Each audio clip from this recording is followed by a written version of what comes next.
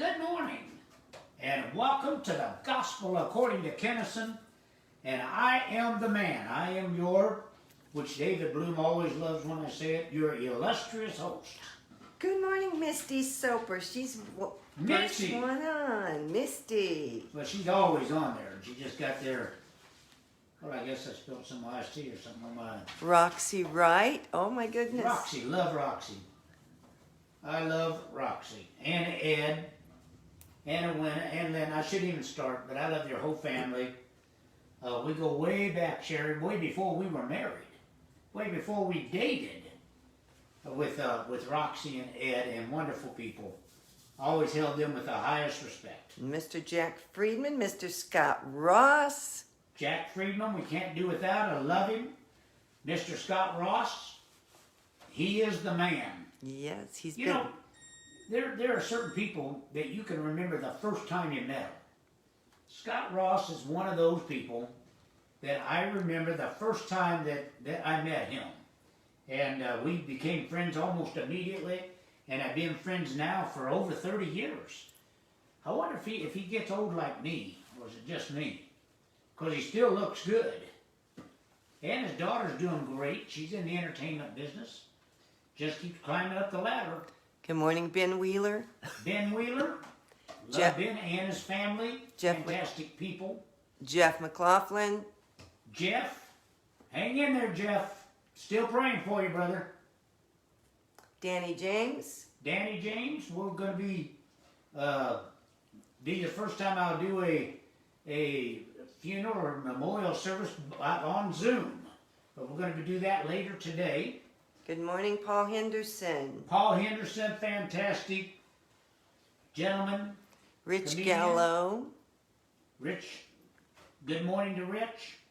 And Sandra Skurzik from Boston. Sandra Skurzik. We're going to be praying for Joe and Susan's, her son and daughter-in-law. We're going to be praying for their business today. And they're getting ready to make her grandma. Oh, God. Sherry, she's going to be unlivable. Yes. I know Sandra, and when she gets that first grandbaby, no one's going to be able to even be around her, but I'm so happy for her. And Peter and the whole family. Dave Carroll from Bloomington, Illinois. Oh, Bloomington. yes, one of those. Wasn't in Bloomington, but I went to the University of Illinois, and so God bless him. And Gary Witt, good morning. Gary Witt, he just hangs with us. I've had a lot of funny moments with Gary. And he also helped us. You know, when our mother passed away and we had to move a bunch of stuff, he was the first one that stepped up. And I always remember that. He's a good man. Good man. Jeff McLaughlin says you're very dapper today. Well, that's good, because I couldn't get anything out of my wife. Said, do you want the coat buttoned or unbuttoned? She said, I don't know. You look the same either way.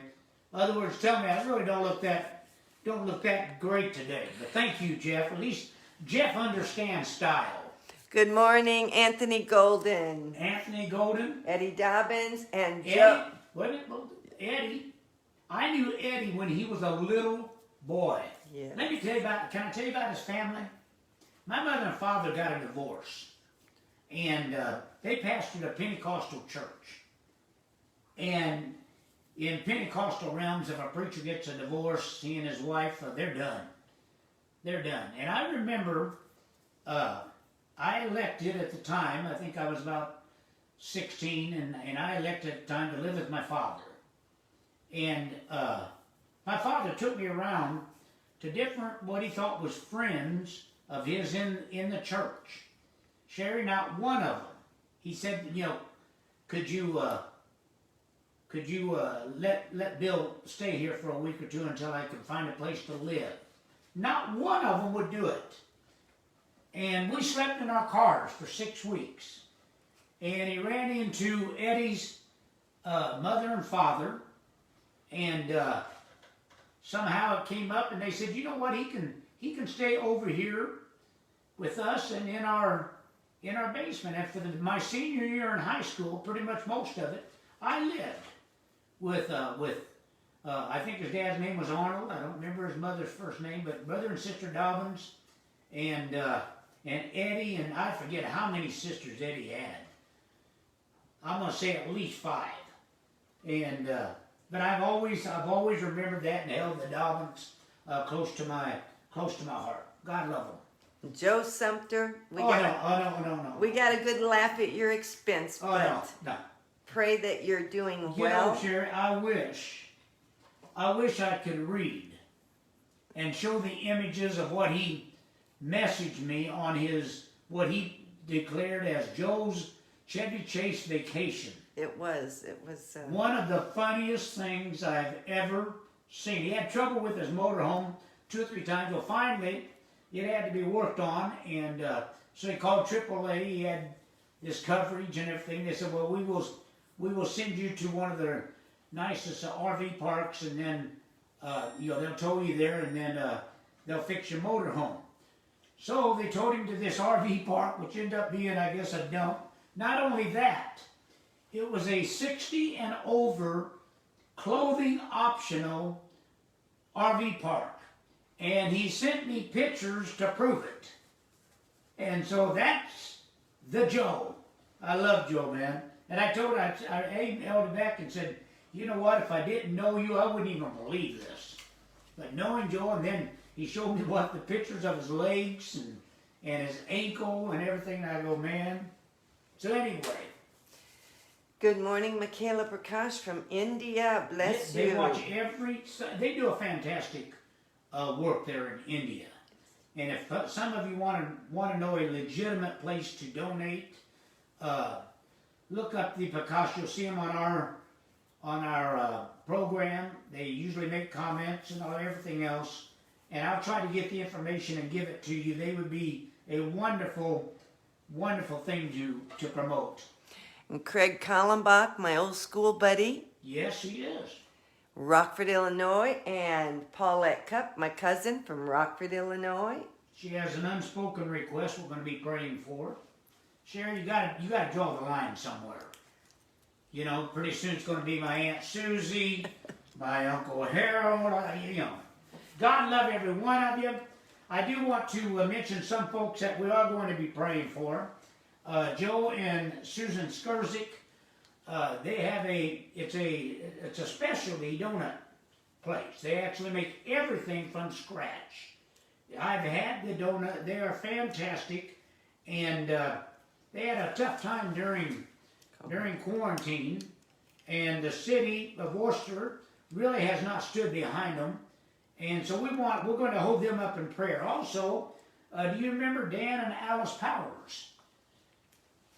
If you remember, he came to our theater to work, and by the time he got through, he's a drummer. God transformed. Yes, he was a drummer, and everything. We want to pray for his son and their daughter-in-law. Also, we lost a good friend this past week, Norm McDonald. That was one of my favorites. I can't say enough. Or if I get started, I'm going to be talking for a while. But fantastic person, and I hate to make that announcement. Also, Tim Gaither, a person that watches us. He also has a podcast I did.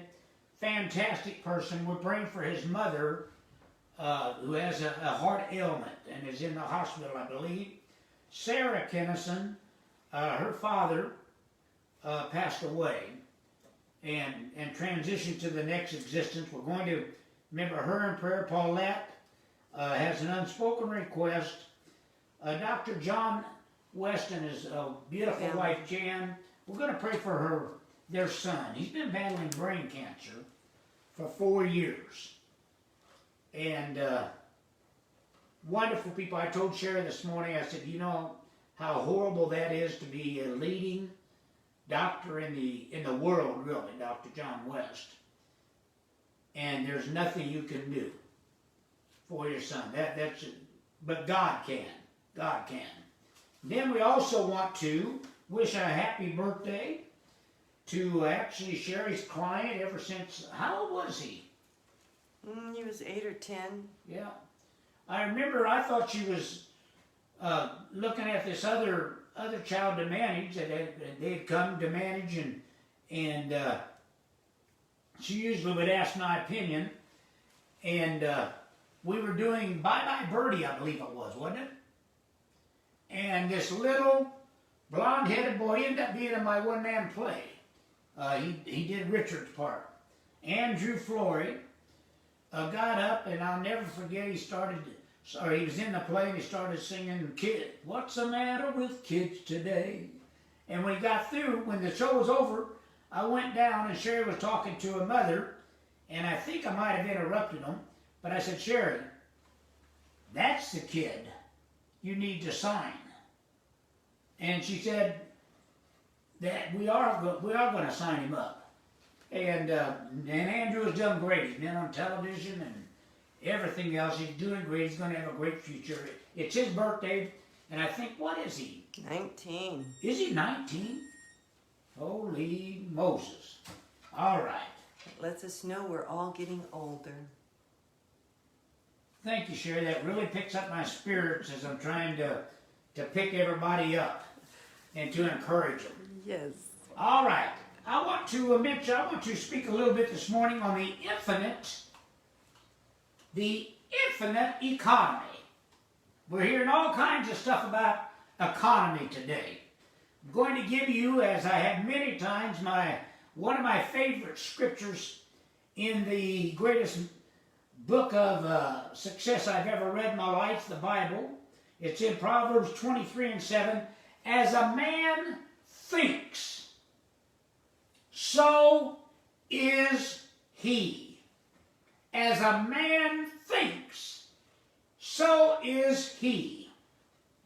Here's our Kinisonism thought this morning. And it is, you must learn to deal with the economy that does not economize. You must learn to deal with the infinite economy of God within you. It's going to be good. It's going to be good. We've been hearing a lot about the economy in the last year especially, and actually for the last couple years. Experts have been, and I don't profess to be a professional economist. I like to think I just use common sense, but experts have been suggesting many different things, trying to figure out what would be the best thing to do to improve the economy. People have come up with some amazing ideas, but I want to analyze some of them now and put them to rest. We moved here to San Antonio, Texas, a year ago this past August. In the last year, our gas has went up 91 cents. I now pay, which is probably still going to upset some of you, I now pay a $2.59 a gallon for gas. I could give you all kinds of other statistics of what has went up in the last, really in the last 7 or 8 months. To be honest with you, and I'm not going to be political, pretty much since we had a change in our presidential administration. Now, some people have the idea that perhaps it will cure the material economy if each of us uses less. They suggest that by using less, we'll have more. I haven't figured out that reasoning yet. But that's a fallacy. A fallacy is actually a dignified way of me saying that's a lie. That's a lie. It's a fallacy to think that by using less, you're going to have more. Somehow we have this idea, and I don't support that, to take away from the rich and give it to the poor. Somebody said, well, that's not being compassionate. Well, let me explain something to you. People are rich because they figured something out. People are poor not by chance. Boy, I'm going to upset a lot of you. Not by chance, but because their will has been taken away. We've got today, I don't know how it is in your area, here in San Antonio, McDonald's still isn't open on the inside. The only way you can buy it is drive-through. I talked to a manager a few weeks ago and I go, when are you going to open up the inside again? And he told me, I don't know. Our problem is we can't find anyone to work. The reason they can't find anyone to work is because they have unemployment benefits, and I'm not against that. And then they have an additional $300 a week that the federal government are giving them. So many people are making more money sitting at home than they are working. And I'm going to be very, very honest with you. If I was them, I'd probably do the same thing. But their motivation is being removed. There are two salacious statements that I want to debunk right here. It's a fallacy to think, remember what a fallacy is, it's a lie to think first that by enjoying less, you'll have more. That's a lie. That's a lie. The other is that by giving up or not having good, that this self-denial will help other people. No, it won't. I remember a song. God bless my mama and my papa, but God bless his own. God bless the one that can get his own. Folks, you have to get your own. You can't depend on anyone else. You can't depend on the government. You cannot depend on anyone else. You have to get your own. You must learn to deal with the economy that does not economize. You must deal with the infinite economy of God within you. I'm going to pull it all together here in a few moments. Let's turn these false beliefs around. Now let's turn all of the fallacious or lying beliefs around and make them positive beliefs. Correct use and correct enjoyment appropriates more to use and to enjoy. That's common sense. Let me say it again. Correct use and correct enjoyment. In other words, when you know how to use something, you know how to enjoy it, you're going to have more to use and more to enjoy. You see, I'm talking about the psychological economy of the subconscious mind. That's why I teach you to use and to enjoy the good which you do have.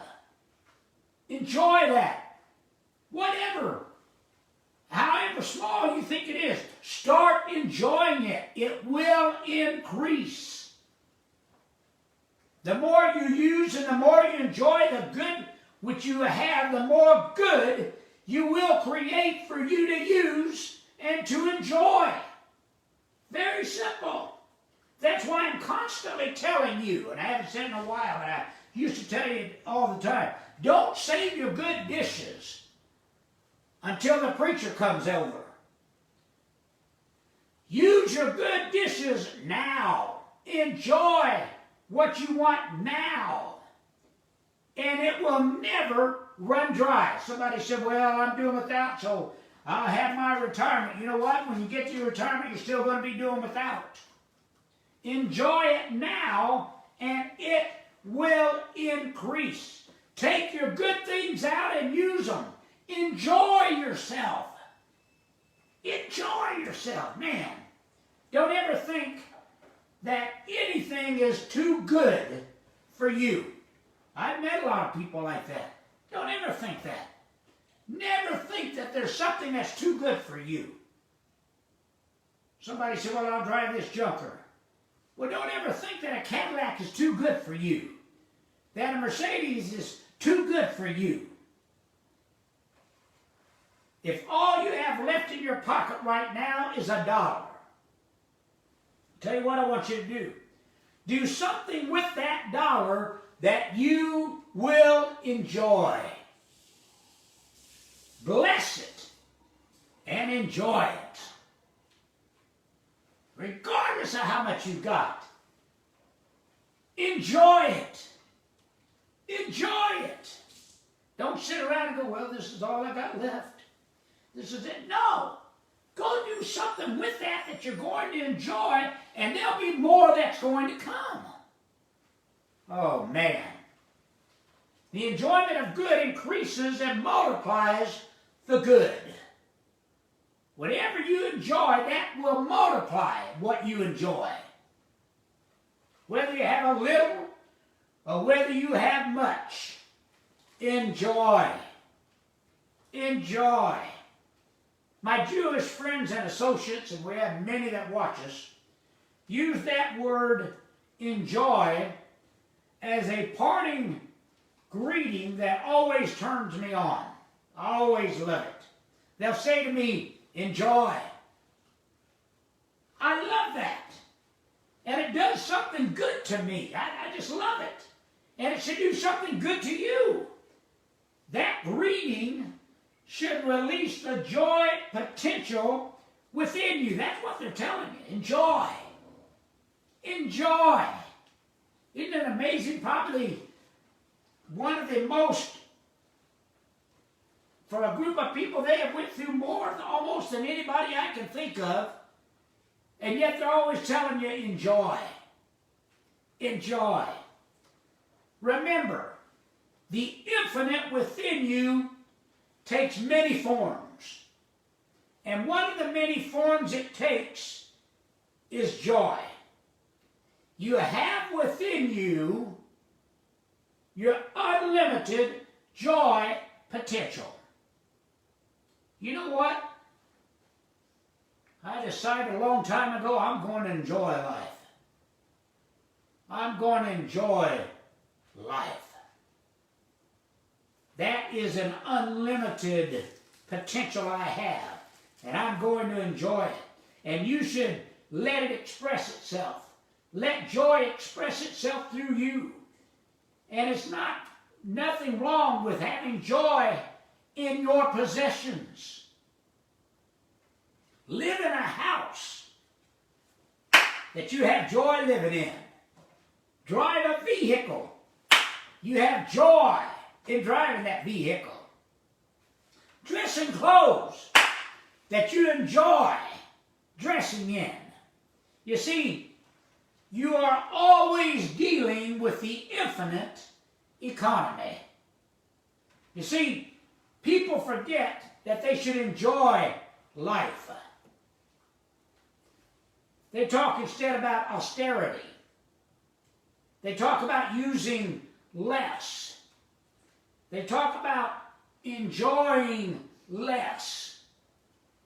That's all because they don't see the potential of what they can have. But those of us who understand the mind of Christ in us know that we are always dealing with the infinite. No limitations. No barriers. As a man thinks, so is he. We know that through the infinite presence and power of God that's within us, we can always appropriate an abundance of good. An abundance of good. If you could grasp this truth, this simple truth I've given you today, your problems of supply in any form would be over. You know, we deal with what are supposed to be, oh, I don't know, what would you like, experts. And I'm kind of a strange person. You can send me a message and you can tell me how bad I am and everything. I probably won't even respond. But I have trouble, Sherry, when it's somebody that I care about and I see them attacked. That bothers me. That bothers me. And I got one side of me says, don't get in it, and then the other side goes, no, I'm not going to let them get away with it. And I found out something. I learned this a long time ago. I hate people when they confuse education with intelligence. I hate those kind of people, Sherry. I know I shouldn't hate. I hate people when they confuse education with intelligence. You can have a degree. Now listen, I'm going to be very bold, very plain. You can have a degree and still be an idiot. Somebody said, man, I've never heard preachers say they hate people and we don't call people idiots. Sherry's already shaking her head. No. Well, I'm just telling you the way I did. Well, Sherry, now see, I say this and you go, No, but you was on a conference call this week. We teach our children not to use the word hate. You were on a conference call this week. Yes. And it was on your Pink Ladies, I think is what it's called. The Pink Journey Foundation. Pink Journey Foundation, which is for breast cancer, the study and cure. And they were, I don't even know if you want me to get into this, but they were denying a claim of Dr. John West, who has dealt with this for probably 50 years. And this lady, who did not have any medical background, tells Sherry, the CDC says, and Sherry stopped her right there and said, I'm sorry, I don't think the CDC, Dr. Fauci, or any of the rest of them have any credibility. Any credibility. Let me go back. I don't like, is that better, Sherry? Mm-hmm. I don't like people who confuse education with intelligence. You can have a degree, there's still no other way I can put this, and still be an idiot. I've seen it in my life. Most of the people that I have seen that have been extremely successful, Sherry, never had a degree. A lot of them never went to college. But somehow, they looked to that power within and was able to attain that which they desired. You see, everything that there's a so-called shortage of right now, there's more of it. Even the so-called oil shortage. I think it's a lie. We just have to buy oil from people that hate us. We used to be self-sufficient. And when all of you were cutting back and complaining that you couldn't get enough gas, Sherry and I refused to participate in that thinking. So we still drove. When the whole world was having gas shortage, Sherry and I sometimes, we had whole freeways to ourselves. Because people was afraid to drive, afraid they're going to run out of gas. Because you see, I'm dealing with the economy that does not economize.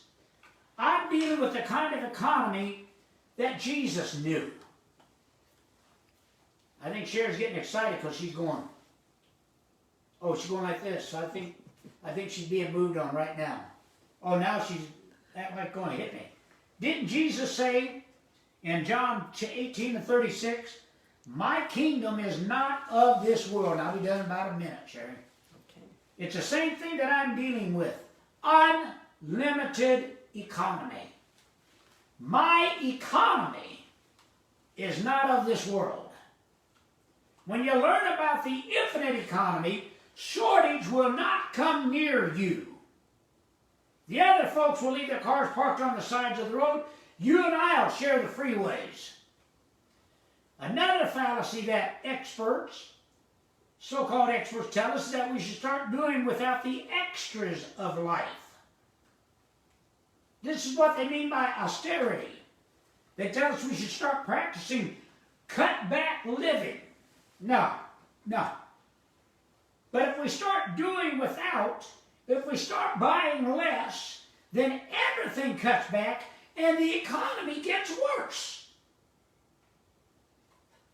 Man, when I tell you to live abundantly, I'm not telling you to live wastefully. Living with the extras does not contradict efficiency.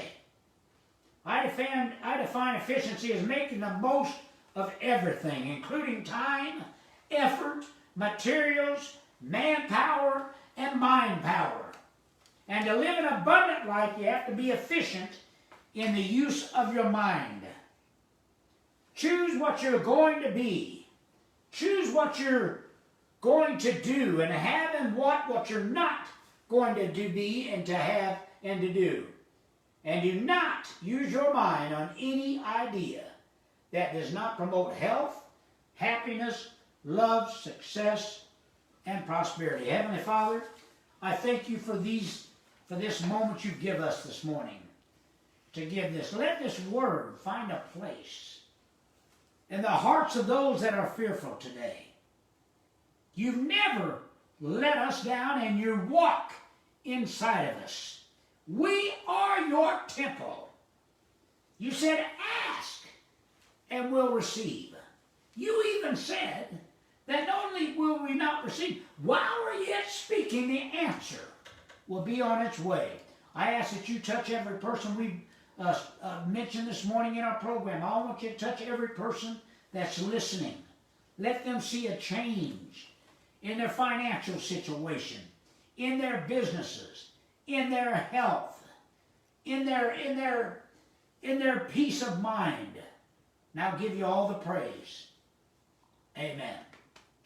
Sherry, I love you. I know you. God loves you. Sherry and I love you. And God bless America.